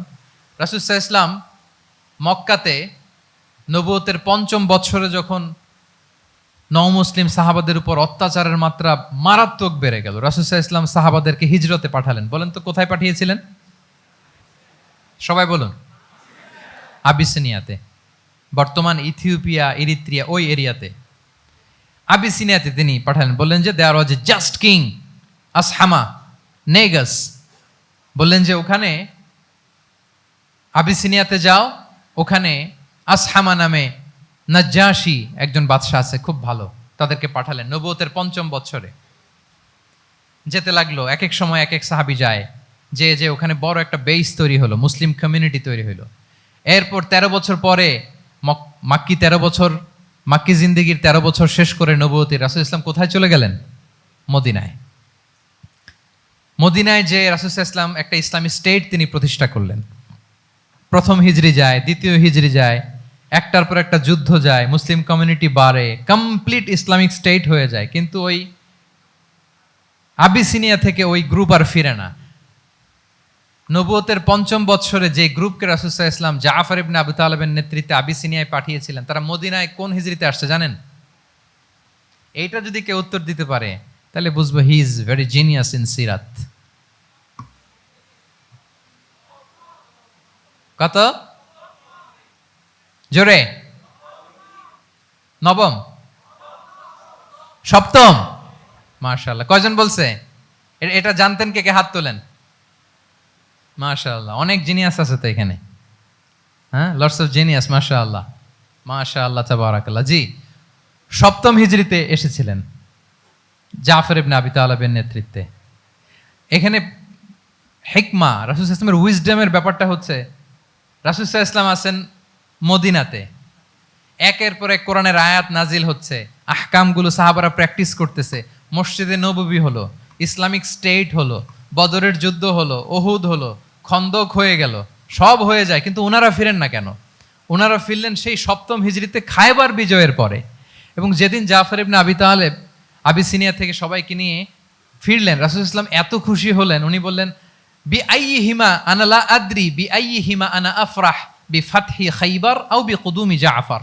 আজকে কোনটাতে আমি বেশি হ্যাপি আমি জানি না, আমার ভাই জাফরকে পেয়ে নাকি খাইবার বিজয়ের কারণে। আমি কনফিউশনে পড়ে গেছি যে এইটাতে বেশি খুশি হইলাম নাকি ওইটাতে। এর কারণ হচ্ছে রাসূল ইসলাম অপেক্ষা করতেছিলেন যে মদিনা এই স্টেটটাকে আগে ইন্টারনাল এবং এক্সটার্নাল যত থ্রেট হতে পারে সবগুলো থেকে আগে সেফ জোন বানাতে হবে। এমনও হতে পারে মদিনা হাতছাড়া হয়ে যেতে পারে। মদিনা যদি হাতছাড়া হয়, মদিনা থেকেও যদি আমার হিজরত করা লাগে, আমি কই যাব? ওইটারে সেকেন্ড বেস, প্ল্যান বি হিসেবে রেখে দিয়েছিলেন যে জাফর তুমি আইসো না, তুমি থাকো, নতুন নতুন যা আয়াত আসবে আমি সাহাবী দিয়ে এই বিধানগুলো পাঠাবো, ওখানে প্র্যাকটিস করতে থাকো, ইউ উইল বি ফাইন দেয়ার, থাকো, আশা লাগবে না। থাকতে থাকতে 7ম হিজরি পর্যন্ত, খন্দকের যুদ্ধের মাধ্যমে যখন কুরাইশদের 20 দাঁত ভেঙে দেওয়া হলো, 7ম হিজরিতে যখন খায়বার দুর্গ বিজয় হয়ে গেল, now Islam came as a regional super power. রাসূল ইসলাম বুঝলেন আর ইন্টারনাল থ্রেটও নাই, এক্সটার্নাল থ্রেটও নাই, এবার আর কোনো টেনশন নাই। জাফর ইবনে আবি তালেবকে চিঠি পাঠালেন, তিনি বিশাল বাহিনী নিয়ে মুসলিমদেরকে নিয়ে তিনি ব্যাক করলেন মদিনাতে। আল্লাহু আকবার। This is call wisdom, practical wisdom. রাসূল সাল্লাল্লাহু আলাইহি ওয়াসাল্লামের এইভাবে এমন কোনো সিদ্ধান্ত নাই যেটার পেছনে প্রজ্ঞা ছিল না, প্রত্যেকটা সিদ্ধান্ত ছিল প্রজ্ঞায় সুসজ্জিত। আমরা যদি মদিনার একটা উইজডমের কথা খেয়াল করি, খুব সংক্ষেপে বলি। মদিনাতে আল্লাহ রাসূল সাল্লাল্লাহু আলাইহি ওয়া আলিহি ওয়াসাল্লাম, মদিনার সোসাইটিতে মুনাফিক কারা বলেন তো? এটা কি রাসূল সাল্লাল্লাহু আলাইহি ওয়াসাল্লাম জানতেন না? জানতেন কিনা বলেন? এই জানাটা কি ধারণা বেজ, মানে মনে হয় ও মুনাফিক এরকম, নাকি গাইডেড বাই ওয়াহি? গাইডেড বাই রেভেলেশন, স্বয়ং আল্লাহ তাআলা জানিয়ে দিয়েছেন। এরপরও কোনোদিন রাসূল সাল্লাল্লাহু আলাইহি ওয়াসাল্লাম মানুষের সামনে কাউকে মুনাফিক বলে পরিচয় করিয়ে দেন নাই। মদিনার সোসাইটিতে কেউ জানতো না, বুঝতে পারতো আচরণ মুনাফিকের মতো, কিন্তু রাসূল সাল্লাল্লাহু আলাইহি ওয়াসাল্লাম কখনো বলেন নাই যে ও মুনাফিক। কখনো বলছেন? বলেন নাই। চিন্তা করছেন? আমরা তো কথায় কথায় ফেসবুকে মন মতো না হইলে কি লিখি? মন মতো না হলেই বেসড অন অ্যাজাম্পশন, আমার মন মতো হয় নাই ও মুনাফিক। কিন্তু ওহী দ্বারা সুনিশ্চিত হয়েও রাসূল সাল্লাল্লাহু আলাইহি ওয়াসাল্লাম কাউকে মুনাফিক বলে অ্যাড্রেস করেন নাই। আল্লাহু আকবার। কেন করেন নাই? মুসলিম সাহাবারা চটে যাবে, মুনাফিকদেরকে হত্যা করবে। তখন মুশরিকরা, কোরাইশরা, ইহুদিরা কি বলবে? যে মুহাম্মদের অনুসারীরা একে অন্যকে হত্যা করে। কারণ মুনাফিকরা তো অন্য সাহাবীদের মতো তারাও মসজিদে নববীতে এসে রাসূল সাল্লাল্লাহু আলাইহি ওয়াসাল্লামের পেছনে নামাজ পড়তো। অ্যাপারেন্টলি দেখতে তো তারাও মুমিন, দেখতে তারাও কি মুমিন। কখনো রাসূল সাল্লাল্লাহু আলাইহি ওয়াসাল্লাম বলেন না। তবে হুযায়ফা ইবনুল ইয়ামান রাদিয়াল্লাহু তাআলা আনহু নামে একজন সাহাবী, উনি মদিনার গোয়েন্দা বিভাগের প্রধান ছিলেন রাসূল সাল্লাল্লাহু আলাইহি ওয়াসাল্লামের। উনাকে বলে গিয়েছিলেন কারা কারা মুনাফিক, নামের লিস্টটা অ্যাজ এ রেফারেন্স শুধু উনাকে বলেছিলেন, আর কাউকে বলেন নাই। এজন্য ওমরে ফারুক রাদিয়াল্লাহু তাআলা আনহু যখন মদিনার খলিফা,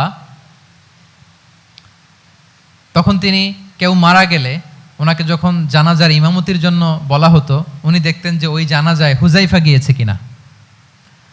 যদি হুযায়ফা ইবনুল ইয়ামান ওখানে যেতেন, উনি ওই নামাজের ইমামতি করতেন। আর যদি দেখতেন ওইখানে হুযায়ফা নাই, ওইখানে ওমরও নাই রাদিয়াল্লাহু তাআলা আনহু, আল্লাহু আকবার, তিনি কৌশলে পাশ কাটিয়ে বলতেন অন্য কেউ এই নামাজের ইমামতি করে দাও, আমি যাব না। আল্লাহু আকবার। তাহলে রাসূল সাল্লাল্লাহু আলাইহি ওয়াসাল্লামের উইজডম দেখেন, তিনি কমিউনিটির মধ্যে ইউনিটি ধরে রাখার জন্য কখনো মুনাফিকদের নাম বাই নেম তাদেরকে চিনতেন, কখনো ডিসক্লোজ করেন নাই। আল্লাহু আকবার। This is called wisdom.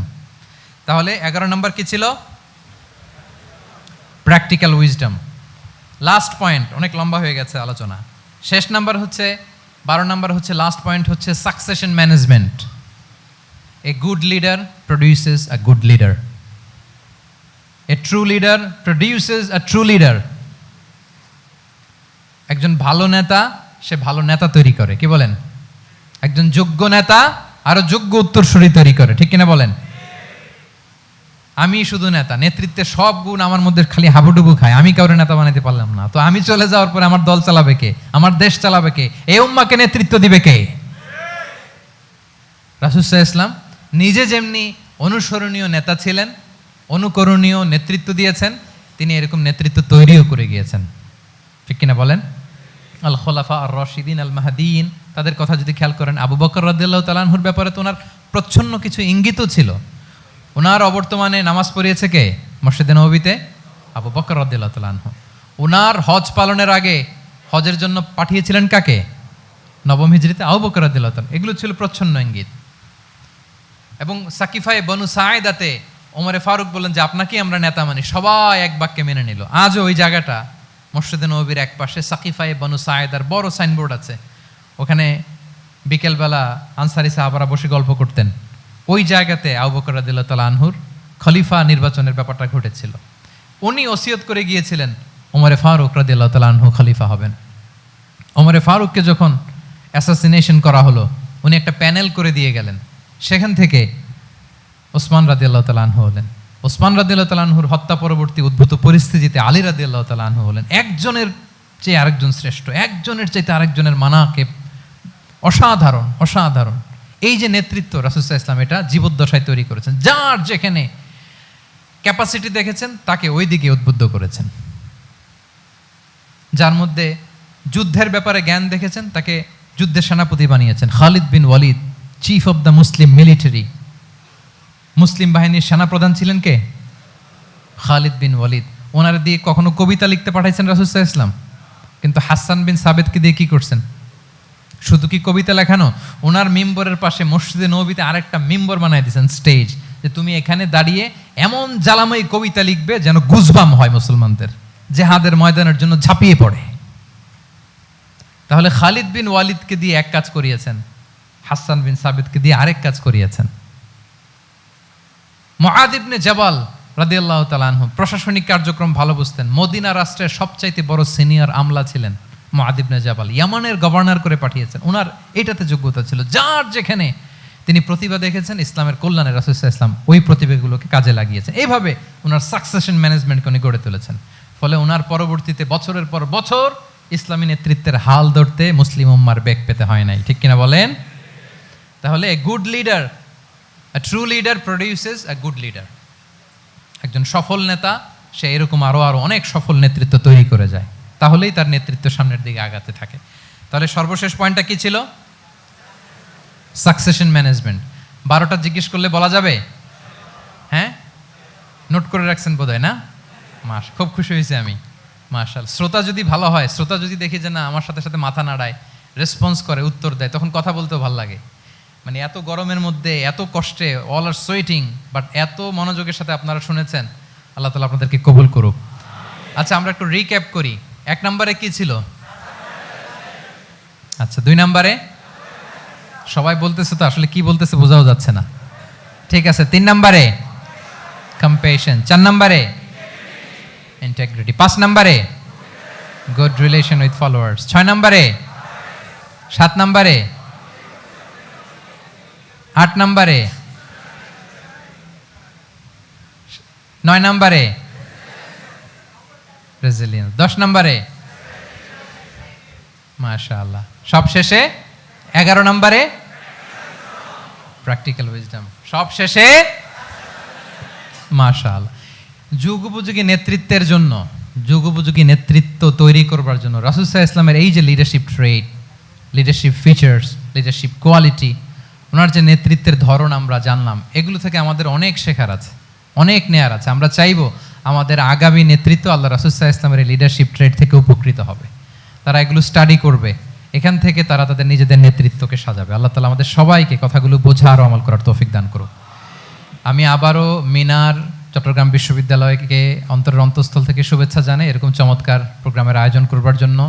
University অথরিটিকে আমি শুভেচ্ছা জানাই এবং আমার মাথার তাজ সম্মানিত শিক্ষক মণ্ডলীকে শুভেচ্ছা জানাই এবং প্রিয় শিক্ষার্থী বন্ধুদেরকে আবারও প্রাণঢাল অভিনন্দন জানিয়ে রাসূল সাল্লাল্লাহু আলাইহি ওয়াসাল্লামের নেতৃত্বের উপর প্রফিটিক লিডারশিপ টপিকে এই আলোচনা আমি এখানেই শেষ করছি। হাদা মা ইনদি ওয়াল ইলমু ইনদাল্লাহি আলাইহি তাওয়াক্কালতু ওয়া ইলাইহি উনীব। ওয়াসসালামু আলাইকুম ওয়া রাহমাতুল্লাহি ওয়া বারাকাতুহু।